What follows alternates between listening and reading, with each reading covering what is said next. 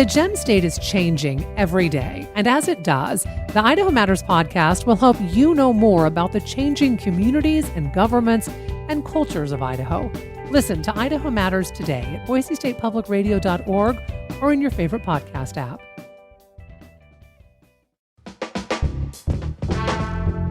From Boise State Public Radio, this is The Connector. Good morning. I'm George Prentice. It is property tax season. Yes, those assessments will be arriving in your mailbox soon. We've got details, plus more compelling testimony in that trial challenging Idaho's anti-abortion laws. And what is the story with that atmospheric river? It is Thursday, the 21st of November, and here are today's stories.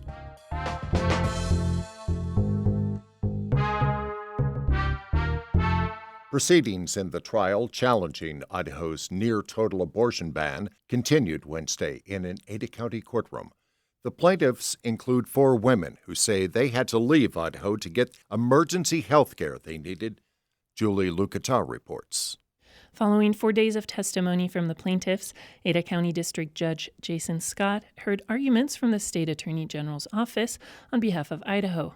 In opening statements, Deputy State Attorney James Craig asked for the case to be dismissed. There is no right to abortion anywhere in the Idaho Constitution. It doesn't matter how you delineate it, what you call it, how you try to hide it, where you try to throw it in. The plaintiffs say the abortion bans go against their constitutional rights to happiness and safety. The suit wants the law to allow patients with complications, pre-existing conditions, and lethal fetal diagnoses to access care. Under Idaho code, only mothers at imminent risk of death can get abortions.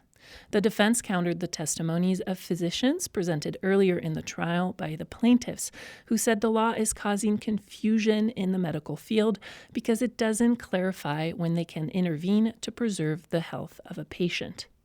On Wednesday, Nampa-based OBGYN Dustin Hughes testified for the defense. It has not affected their ability to treat them at all. They continue to treat them. They continue to provide the routine care that they require. And I've been able to provide the routine care. So it hasn't affected my ability to treat these ladies at all. A witness for the defense, anti-abortion activist Dr. Ingrid Skop from Texas, also testified the law was clear, saying physicians are smart enough to figure out the ban's legal terms. They are justifying their inaction because of fear of these laws.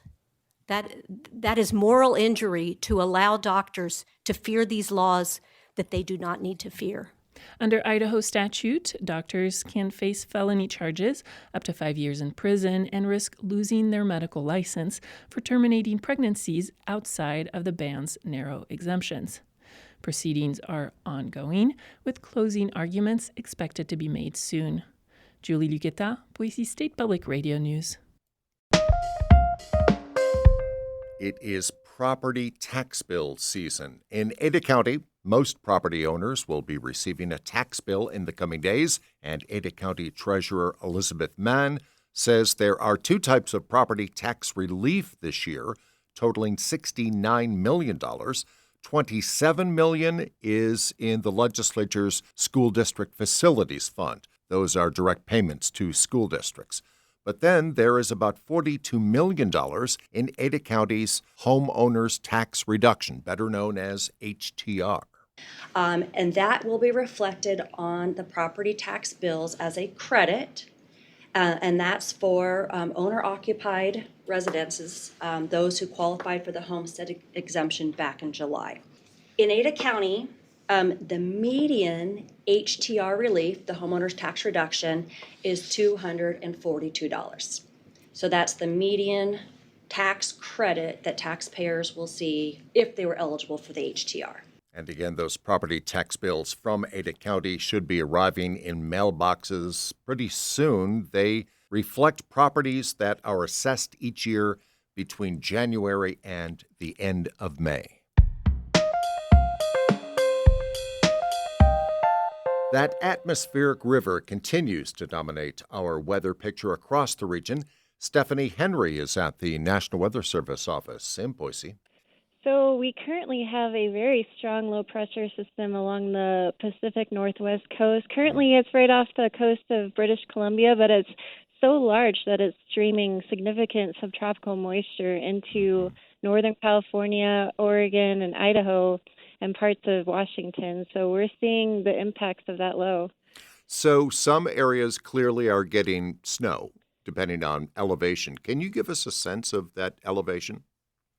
Yeah, so we saw several inches of snow, mainly above 4,000, 5,000 feet today. And snow levels are going to continue to rise as a lot of that subtropical moisture continues to move into the area. So we are expecting them to climb up to as high as maybe even 7,000, 8,000 feet in some places. Wow. So we'll start to see snow transition over to rain for some of those mid elevations there, but high elevations will continue to see snow off and on through at least the weekend. Stephanie Henry at the Weather Service. In Valley County, around 18 millions of gallons of potable water leaked into the ground this fall at the Payette Lake Sewer District treatment facility. As Troy Alpe tells us, the district is left facing a water bill thousands of dollars higher than normal, even after forgiveness from the city of McCall. A leak in July previously left the sewer district with a more than $3,000 water bill from the city. City code allows forgiveness for one excessive monthly bill due to a leak each year, which McCall did. Then the second leak occurred, and it was underneath a large pile of dirt, not readily visible. That's McCall City Treasurer Linda Stokes. She told the City Council last month the treatment facility leak in late September was the largest in her 26 years with the city. It resulted in a more than $55,000 water bill just for that month.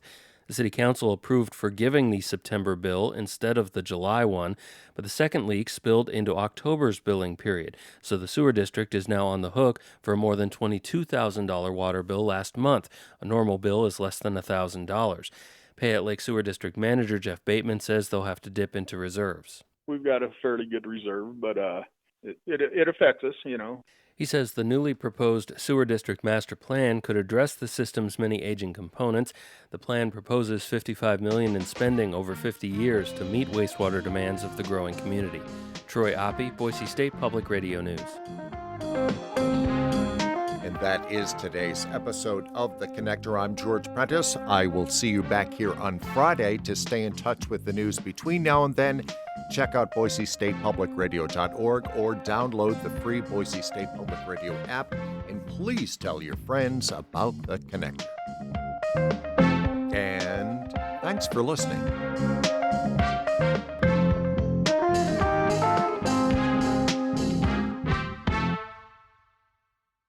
No matter what happens in Washington, the NPR Politics Podcast is here for you.